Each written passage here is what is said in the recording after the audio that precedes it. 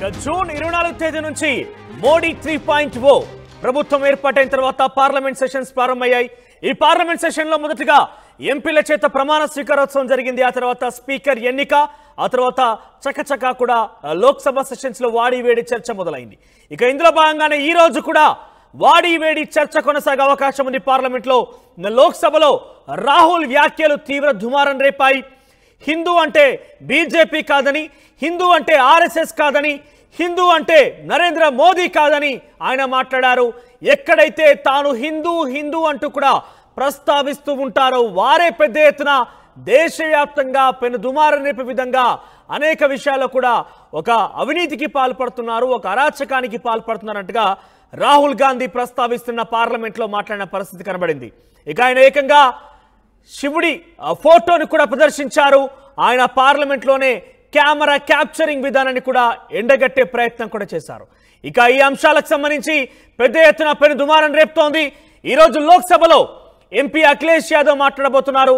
ఇక సాయంత్రానికల్లా 4 గంటలకి సుమారుగా లోక్సభలో ప్రధాని మోదీ స్పీచ్ ఉండబోతోంది.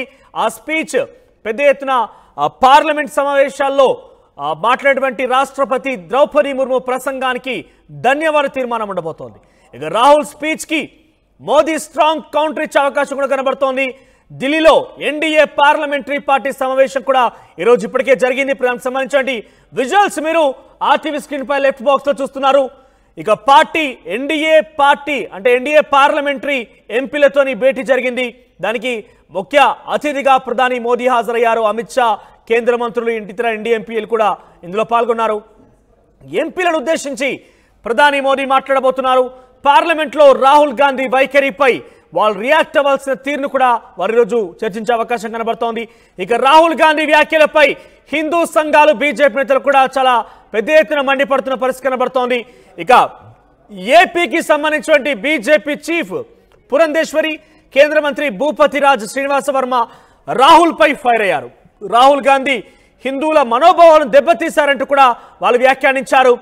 రాహుల్ హుందాతనం మరిచి వ్యాఖ్యలు చేశారంటూ ఆగ్రహం వ్యక్తం చేశారు. ఇక పశ్చిమ గోదావరి జిల్లా భీమవరంలో రాహుల్ గాంధీ దిష్టిబొమ్మను దగ్ధం చేశారు హిందూ ధార్మిక సంఘాల నాయకులు. పార్లమెంట్ ఎన్నికల్లో రాహుల్ గాంధీ హిందూ మతాన్ని అవమానించారంటూ మండిపడ్డారంతా కూడా. ఇటలీలో పుట్టిన రాహుల్ గాంధీకి ఇక్కడి హిందూ సంస్కృతి సాంప్రదాయాలు ఏం తెలుసని కూడా వాళ్ళంతా ప్రశ్నించారు. హిందూ సమాజానికి రాహుల్ గాంధీ క్షమాపణ చెప్పాలని డిమాండ్ చేశారు. ఇక రాహుల్ గాంధీ పార్లమెంట్ లో మాట్లాడిన మాటలు పెను దుమారం రేపుతున్నాయి.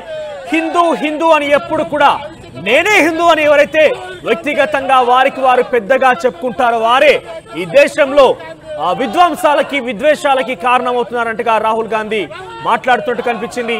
ఈ నేపథ్యంలోనే హిందూ సంఘాలన్నీ కూడా పెద్ద ఎత్తున మండిపోతున్న ఏకంగా పార్లమెంట్ లో కూడా మోడీ రియాక్ట్ అయ్యారు. హిందువులందరినీ కూడా అవమానించడం అవుతుంది రాహుల్ గాంధీ వ్యాఖ్యలంటూ కూడా ఆయన చెప్పిన పరిస్థితి కనబడింది. కానీ రాహుల్ గాంధీ కూడా అదే స్థాయిలో రియాక్ట్ అయ్యారు. హిందూ అంటే కేవలం బీజేపీనే కాదు, హిందూ అంటే కేవలం ఆర్ఎస్ఎస్ఏ కాదు, హిందూ అంటే కేవలం నరేంద్ర మోదీయే కాదంటే ఆయన కూడా రియాక్ట్ అయ్యారు. మొత్తం మీద రాహుల్ గాంధీ వ్యాఖ్యలు దేశవ్యాప్తంగా పెను సంచలనం రేపుతున్నాయని చెప్పాలి. It is the next step which, as you can see, is also in this image. And Jai Mahadev. And what that Rajnath Singh ji is looking very surprised. And what that Abhay Mudra shows, it is the next step of the evolution of the idea of facing the truth, fearlessness and ahimsa, satya and ahimsa, as Mahatma Gandhi used to say. And the Abhay Mudra is the idea that it is not good enough to just keep this internal. It is not good enough to not be scared. It is not good enough to use non-violence. It is also important that you make others not scared, that you help others become fearless, that you help others become non-violent. So in a sense, the Abhay Mudra is a projection from Shivji to the rest of the world about these two ideas. Of course, these two ideas were used by us, all of us, when we fought the British. And they were put forth by Mahatma Gandhi. The Prime Minister of course, who has a direct connection with God, speaks directly to God. Yes, the Paramatma speaks to Modi ji's Atma directly. Unlike with all humans, we are all biological. We are born, we die, but the Prime Minister is a non-biological being. And the Prime Minister says Gandhi is dead. And Gandhi was revived by a movie. I mean, can you understand the ignorance? That Gandhi is dead and a movie revived the father of the nation. No, Gandhi is not dead. Gandhi is alive. Now, another very interesting thing I noticed.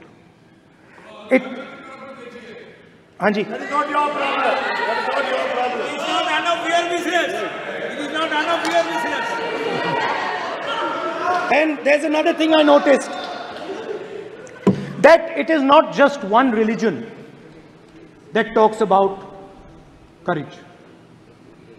In fact, all our religions talk about courage. So,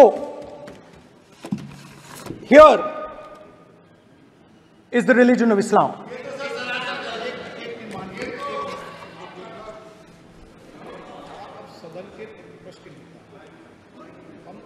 आपसे ये अपेक्षा ठीक है, मैं दिखाऊंगा नहीं sir, कैसे करूं? मैं समझाना चाहता हूं, वो समझा नहीं पा रहा हूं। सब समझदार हैं यहाँ पर, सब चुनकर आते हैं। सर, जनता बात ने नहीं बन सबको रही, चुनकर भेजा है। मजा नहीं आ रहा है। जनता ने सबको चुनकर भेजा, आप एड्रेस करें। जनता ने अब कांग्रेस पार्टी ने शिव जी की फोटो दिखा दी है, गुस्सा हो गए। अब देखिए, प्लीज मान्य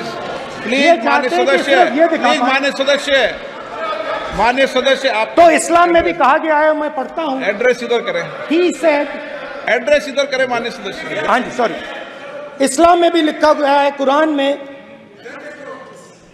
the prophet peace be upon him said, God said, have no fear, I am with you, hearing and seeing.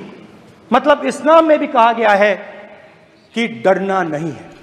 और जब इस्लाम में दुआ मांगी जाती है तो दोनों हाथ से, दाएं हाथ से अभय मुद्रा दिखाई देता है। उसके बाद गुरु नानक जी की ओर चलते हैं।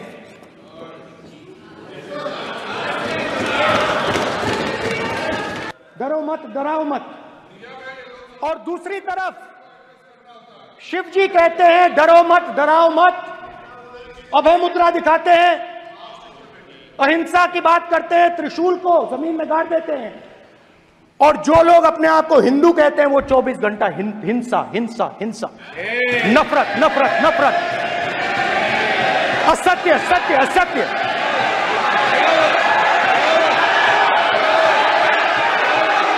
आप हिंदू हो ही नहीं।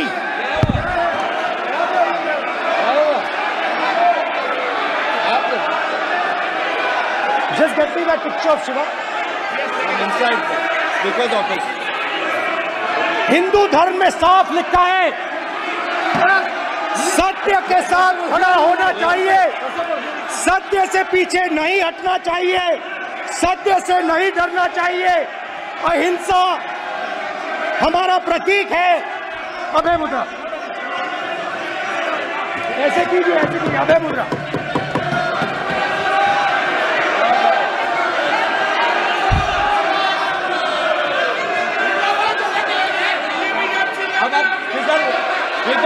नहीं आएगा। Prime minister will not speak. Prime minister पे उसमें भाई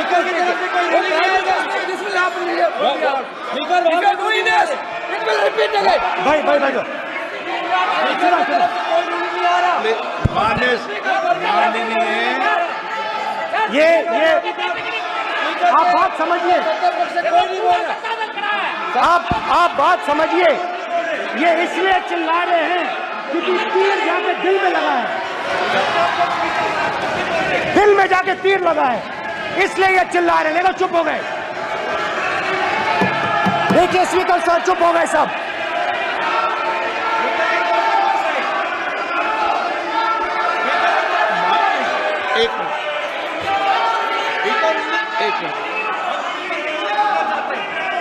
माननीय आप प्रतिपक्ष के नेता हैं, किसी की भावनाओं को ठेस नहीं पहुंचे। सर मुझे चर्चा बोलने में दीजिए। ध्यान रखना चाहिए। ये जो ये विषय बहुत गंभीर है। पूरे हिंदू समाज को हिंसक कहना ये गंभीर विषय है। बीजेपी को आपको नहीं, नरेंद्र मोदी जी पूरा हिंदू समाज नहीं है, बीजेपी पूरा हिंदू समाज नहीं है, आरएसएस पूरा हिंदू समाज नहीं है।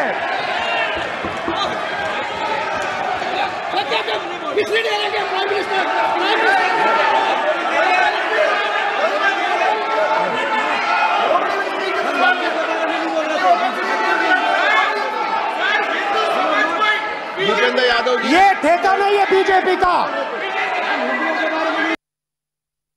1975వ సంవత్సరంలో దేశవ్యాప్తంగా ఎమర్జెన్సీని విధించి రాజ్యాంగ స్ఫూర్తిని దెబ్బతీసినటువంటి వారు, అదేవిధంగా వేలాది మంది సిక్కుల్ని ఊచకోతకి గురి చేసినటువంటి వారు పార్లమెంట్లో నీతులు పలకటం అనేది ఇది చాలా హాస్యాస్పదం. నిన్న రాహుల్ గాంధీ గారు పార్లమెంట్లో నిలబడి హిందువులందరూ కూడా అసత్యాలు పలుకుతారని, అదేవిధంగా వారు హింసకి పాల్పడతారని మరి వారు చెప్పడం అనేది దేశంలో హిందూ ధర్మాన్ని ఆచరిస్తున్నటువంటి కోట్లాది మంది మనోభావాల్ని వారు దెబ్బతీయటమే. కనుక రాహుల్ గాంధీ గారు వెంటనే భారతదేశానికి, అదేవిధంగా హైందవ ధర్మాన్ని ఆచరిస్తున్నటువంటి హిందువులందరికీ కూడా వారు వెంటనే క్షమాపణ చెప్పాలి. 1975వ సంవత్సరంలో దేశవ్యాప్తంగా ఎమర్జెన్సీని విధించి రాజ్యాంగ స్ఫూర్తిని దెబ్బతీసినటువంటి వారు, అదేవిధంగా వేలాది మంది సిక్కుల్ని ఊచకోతకి గురి చేసినటువంటి వారు పార్లమెంట్లో నీతులు పలకటం అనేది ఇది చాలా హాస్యాస్పదం. నిన్న రాహుల్ గాంధీ గారు పార్లమెంట్లో నిలబడి హిందువులందరూ కూడా అసత్యాలు పలుకుతారని, అదేవిధంగా వారు హింసకి పాల్పడతారని మరి వారు చెప్పడం అనేది దేశంలో హిందూ ధర్మాన్ని ఆచరిస్తున్నటువంటి కోట్లాది మంది మనోభావాల్ని వారు దెబ్బతీయటమే. కనుక రాహుల్ గాంధీ గారు వెంటనే భారతదేశానికి, అదేవిధంగా హైందవ పార్లమెంట్లో రాహుల్ గాంధీ వ్యాఖ్యలు పెను దుమారం రేపుతున్నాయి. ఎక్కడ చూసినా కూడా ఇది పెద్ద వివాదంగా మారిన పరిస్థితి కనబడుతోంది. ఇక పార్లమెంట్లో రాహుల్ గాంధీ హిందూ అని ఎవరైతే హిందూ అని కూడా పెద్ద ఎత్తున నేనే హిందూ అనే రకంగా మాట్లాడుతూ ఉంటారో వారంతా కూడా అసత్యాన్ని పలుకుతూ ఉంటారు, విద్వేషాలు రెచ్చగొడుతూ ఉంటారు, వారంతా కూడా కొంత ఇబ్బందికర వాతావరణాన్ని క్రియేట్ చేస్తూ ఉంటారంటూ ఆయన మాట్లాడిన పరిస్థితి కనబడింది. దానికి వెంటనే మోడీ కూడా రియాక్ట్ అయ్యారు. ప్రధాని మోదీ లేచి నిలబడి ఈ వ్యాఖ్యలు వెంటనే రాహుల్ గాంధీ వెనక్కి తీసుకోవాలి, డెఫినెట్ గా హిందూ సమాజానికి రాహుల్ గాంధీ క్షమాపణ చెప్పాలన్నట్టుగా మోడీ రియాక్ట్ అయ్యారు. కానీ రాహుల్ గాంధీ కూడా హిందూ సమాజం అంటే మోడీ కాదు, హిందూ సమాజం అంటే బీజేపీ కాదు, హిందూ సమాజం అంటే ఆర్ఎస్ఎస్ కాదు, నేను అన్నది కేవలం మిమ్మల్ని ఉద్దేశించి మాట్లాడాలంటూ కూడా రాహుల్ గాంధీ రియాక్ట్ అయ్యారు. కానీ ఏదేమైనా కూడా హిందూ సంఘాలన్నీ కూడా ఒక్కసారిగా రాహుల్ గాంధీ వ్యాఖ్యలపై మండిపడుతున్నాయి. ఎక్కడికక్కడ నిరసన కార్యక్రమాలు జరుగుతున్న పరిస్థితి కనబడుతోంది. రాహుల్ గాంధీ దిష్టి బొమ్మ దగ్ధం కార్యక్రమాలు కూడా జరుగుతున్నాయి. ఇక ఏపీ బీజేపీ చీఫ్ పురంధేశ్వర్ కూడా రియాక్ట్ అయ్యారు. రాహుల్ గాంధీ కోటాను కోట్ల జనాభా కలిగిన హిందూ సమాజాన్ని కూడా కించపరిచే విధంగా హిందువుల పట్ల అసభ్యకరంగా మాట్లాడారంటూ కూడా తను రియాక్ట్ అయ్యారు. వెంటనే హైందవ ధర్మాన్ని పాటించేటువంటి హిందూ సంఘాలకి, హిందూ ప్రజలకు కూడా వెంటనే రాహుల్ గాంధీ క్షమాపణ చెప్పాలంటూ కూడా తను డిమాండ్ చేశారు. ఎమర్జెన్సీని తీసుకొచ్చి సిక్కులని ఊచకోత కూసినటువంటి కాంగ్రెస్ పార్టీ ఈ రకంగా హితవు పలకడం అనేది హాస్యాస్పదంగా ఉందంటూ పురంధేశ్వరి మాట్లాడడానికి సంబంధించినటువంటి మాటలు ఇప్పటికీ మనం విన్నాం. ఇక పలు చోట్ల రాహుల్ గాంధీ వ్యాఖ్యలకు సంబంధించి కూడా పెద్ద ఎత్తున దుమారం లేపుతోంది. ఏదేమైనా కూడా బీజేపీ పెద్దగా దీన్ని పొలిటికల్ గేమ్ గా కూడా మారుస్తుందనేది కాంగ్రెస్ పార్టీ వర్షన్. ఏదేమైనా కూడా ఇరు కాంగ్రెస్ పార్టీ అంటే ఎన్డీఏ కూటమి, కూటమికి సంబంధించి పెద్ద ఎత్తున వివాదంగా మారింది అంశాలన్నీ కూడా. ఇక రాహుల్ గాంధీకి సంబంధించి వివిధ చోట్ల హిందూ సంఘాలన్నీ కూడా ఆగ్రహం వ్యక్తం చేస్తున్నాయి, మండిపడుతున్న పరిస్థితి కనబడుతుంది. ఇక్కడ నిరసన కార్యక్రమాలు వ్యక్తం చేస్తున్నాయి. దానికి సంబంధించి పూర్తి స్థాయిలో దేశం మొత్తం కూడా రాహుల్ గాంధీ వ్యాఖ్యలపై దుమారంగా మారింది. ఎక్కడికక్కడ నిరసన కార్యక్రమాలు వెలువెత్తున్న పరిస్థితి కనబడుతోంది. ప్రతిపక్ష నాయకుడు రాహుల్ గాంధీ ఈరోజు లోక్సభలో హిందూ సమాజం పట్ల ఆయన చేసినటువంటి వ్యాఖ్యలు ఏవైతే ఉన్నాయో తీవ్రంగా ఈ దేశంలో హిందువుల యొక్క మనోభావాల్ని దెబ్బతీసాయనేటువంటి విషయంగా మేము భావిస్తూ ఉన్నాం. ఇది దేశంలో ఉన్నటువంటి యావత్ హిందూ జాతిని కూడా అవమానించడంగా మేమైతే భావిస్తూ ఉన్నాం. ఒక ప్రతిపక్ష నేతగా బాధ్యతాయుతంగా లోక్సభలో ఉండవలసినటువంటి వ్యక్తికి, ప్రతిపక్ష నేతగా లోక్సభలో మాట్లాడేటప్పుడు కొన్ని సాంప్రదాయాలను పాటించవలసినటువంటి వ్యక్తి వాటితో నిమిత్తం లేకుండా ఈవేళ హిందూ జాతి గురించి అవమానపడే విధంగా మాట్లాడడం యావత్ భారతదేశంలో హిందూ లేఖం కూడా ఖండిస్తూ ఉంది. ఇప్పటికే 3 సార్లు కాంగ్రెస్ పార్టీని ప్రజలు ఓడించడం జరిగింది. అయినప్పటికీ కూడా కాంగ్రెస్ పార్టీ నేతగా ఉన్నటువంటి రాహుల్ గాంధీకి ఇంకా పరిపక్వత పూర్తిగా రాలేదనేటువంటి విషయం మనకు అర్థమవుతూ ఉంది. కాబట్టి ఇవాళ దేశంలో ఉన్నటువంటి హిందువులందరికీ కూడా రాహుల్ గాంధీ బహిరంగంగా క్షమాపణ చెప్పాలి. కాంగ్రెస్ పార్టీయే కాదు, ఆయన చేసినటువంటి వ్యాఖ్యలను సమర్థించినటువంటి మిత్రపక్షాలు ఏవైతే ఉన్నాయో వారు కూడా మరి రాహుల్ గాంధీ చేసినటువంటి వ్యాఖ్యల్ని వెనక్కి తీసుకునే విధంగా వారు కూడా ప్రయత్నం చేయాలనేటువంటి విషయాన్ని భారతీయ జనతా పార్టీ చెప్తా ఉంది. ఇదే విధంగా రాబోయేటువంటి రోజుల్లో మరి ఏదైతే ప్రతిపక్ష నాయకుడిగా ఉన్నటువంటి రాహుల్ గాంధీ ఎప్పటికైనా సరే సభలో ఏ విధంగా మాట్లాడాలి, సభా సాంప్రదాయాలకు అనుగుణంగా ఏ విధంగా మాట్లాడనేటువంటి విషయం మీద ఒక స్పష్ట పార్లమెంట్లో రాహుల్ గాంధీ మాట్లాడేటటువంటి తీరు ఏదైతే ఉన్నదో యావత్ హిందూ సమాజాన్ని కూడా అవమానకరమైన రీతిలో మాట్లాడటం జరుగుతూ ఉన్నది. ఏమిటి హిందూ సమాజం చేసినటువంటిది? హిందూ సమాజం నుంచి దేవాలయాల్లో వేసినటువంటి హుండీ ఆదాయం ద్వారా రాష్ట్రాలన్నీ కూడా బాగుపడుతూ ఉన్నాయి. హిందూ దేవాలయాల ద్వారా వచ్చేటువంటి ఆర్థిక వనరులతో దేశం అంతా కూడా మీరు ఉపయోగించుకుంటూ ఉన్నారు. ఇలాంటి పరిస్థితుల్లో హిందూ సమాజం లేకపోయినట్టయితే ఈ దేశం లేదు అనేటువంటి విషయాన్ని మీరు గుర్తుంచుకోవాలి. భారతదేశం స్వాతంత్రం వచ్చినప్పటి నుంచి కూడా అనేక సార్లు హిందువులపై అనేక రకాలుగా దాడులు జరిగాయి. ఆ రోజున ఏమీ మాట్లాడినటువంటి ఈ యొక్క రాహుల్ గాంధీ కానీ ఈ యొక్క కాంగ్రెస్ పార్టీ కానీ ఈ రోజున హిందూ సమాజం మీద ద్వేషపూరితంగా ప్రసంగించడం అనేటువంటిది చాలా శోచనీయం. ఈ విషయాన్ని ఎక్కడా కూడా హిందూ సమాజం ఎక్కడా కూడా ఒప్పుకోవడం లేదు. ఖబర్దార్ రాహుల్ గాంధీ అనేటువంటి విషయం ఆలోచనతోటి ఈ రోజున ఉద్యమాలు చేయడం జరుగుతూ ఉన్నది. నువ్వు ఎక్కడో ఇటలీలో పుట్టినటువంటి మనిషికి పుట్టినటువంటి వ్యక్తివి, ఈ దేశ సంస్కృతి తెలియదు, ఈ దేశ ధార్మిక విధానం తెలియనటువంటి నీవు మాట్లాడేటువంటి నైతిక హక్కు లేదు అనేటువంటి విషయాన్ని మేము ఈ విషయంగా తెలియజేస్తూ ఉన్నాము. పార్లమెంట్లో